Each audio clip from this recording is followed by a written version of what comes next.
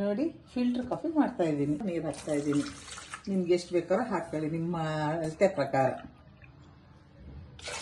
ಆಯಿತಾ?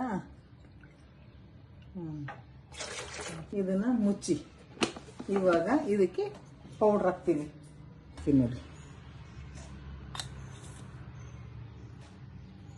2.5 ಸ್ಪೂನ್ ಹಾಕಿದ್ದೀನಿ. ಇವಾಗ ಇದನ್ನು ಮುಚ್ಚಿ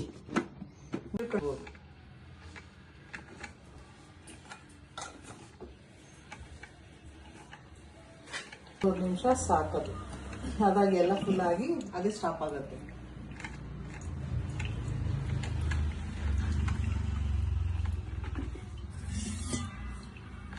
ಡಿಕಾಕ್ಷನ್ ಎಲ್ಲ ಆಗಿದೆ. ಇವಾಗ ನೋಡಿ ಕಾಫಿಗೆ 1 ಲೋಟ ಹಾಲು ಹಾಕಿ, ನಿಮ್ಗೆ ಎಷ್ಟು ಬೇಕೋ ಅಷ್ಟು ಹಾಲು ಹಾಕ್ಕೊಂಡು ಡಿಕಾಕ್ಷನ್ಗೆ ನೋಡ್ಕೊಂಡು ಹಾಕ್ಕೊಳ್ಳಿ. ನಮ್ಗೆ ಎಷ್ಟು ಬೇಕೋ ಅಷ್ಟು ಡಿಕಾಕ್ಷನ್ನ ಹಾಕ್ಕೊಂಡು ಕುಡೀರಿ. Filter coffee ready.